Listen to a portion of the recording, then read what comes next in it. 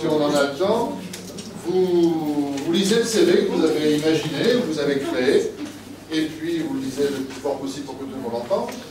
Et puis, eh bien, nos représentants d'entreprise, que je vous ai présenté tout à l'heure, citeront au vol un certain nombre de choses qui les fera réfléchir, qui les intéressera, ou qui le feront penser à un certain nombre de commentaires en liaison toujours, hein, parce que c'est notre fil directeur, notre fil conducteur, pardon, en liaison toujours avec les métiers qu'ils ont à proposer dans leurs entreprises, ou qu'ils ont vécu eux-mêmes.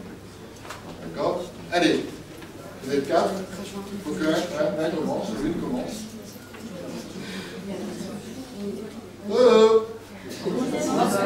Allez, debout. Et le plus fort possible. Ah oui, c'est terrible. C'est terrible, mais c'est comme ça. Faut le dire. D'accord. Alors, dans mes aptitudes, je suis sociable, énergique, ponctuelle, médiateur. Mes compétences, je sais faire de la gestion de budget et d'équipe, de la gestion d'équipe. Gestion de budget. D'accord. Ouais.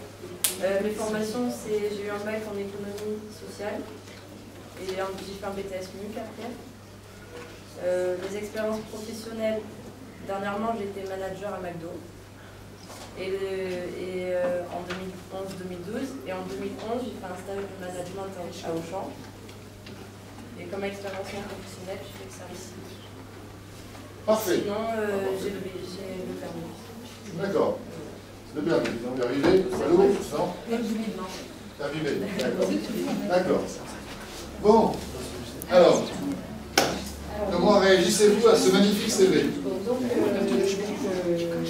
moi, c'est plutôt français, donc un commercial. Donc c'est intéressant parce que tu as déjà une expérience professionnelle, donc de management d'autant plus.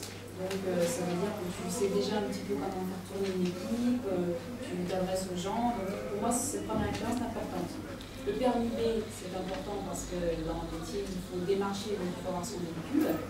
Et puis j'ai marqué ponctuel, donc on insiste à chaque fois sur le fait qu'il faut absolument être à l'heure. Dès que tu commences un job, il faut être ponctuel, sinon c'est très mal vu. Et, voilà.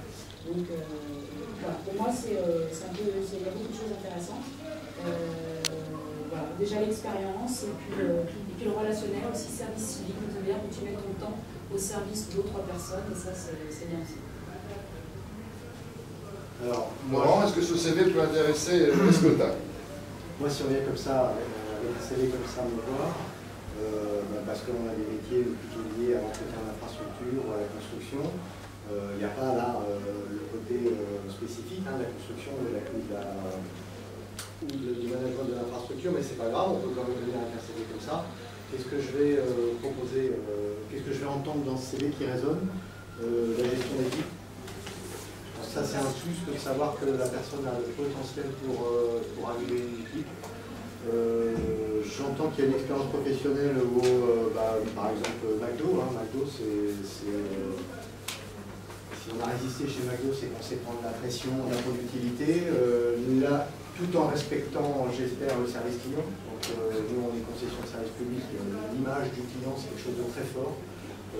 C'est le client qui nous fait vivre, et donc le respect absolu, il y a une charte là-dessus, qui est très clairement nos engagements avec nos clients. Donc ce sera sûrement le gage qu'on sera capable de faire les deux sans que ce soit un conflit tout le temps. Voilà, puis je rebondis, la ponctualité, on ne devrait même pas l'écrire normalement sur un CV, parce que c'est tellement une valeur de base dans tous les boulots, que si on n'est pas capable de se lever le matin à l'heure et de ne pas être à la maison parce qu'on a mal à la gorge, c'est même pas la peine de venir bosser. Ça, vous l'ayez en tête, ce sera une des valeurs, alors malheureusement, on pourra vérifier qu'après. Vous aurez beau le marquer, ce n'est pas forcément la trace que vous avez respecté la ponctualité. Mais très vite, si vous ne la respectez pas, vous n'aurez aucune chance de gagner. Ok, merci Laurent. Oui, oui, bien sûr, massif, assurance.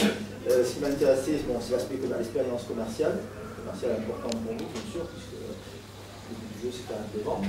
Ce qui m'intéressait aussi, c'est la gestion du budget. C'est bien d'avoir des gens qui sont capables de gérer le budget. Ça va leur permettre peut-être d'évoluer à l'intérieur d'une société et à un moment donné, on va être effectivement en mesure de leur confier certaines tâches.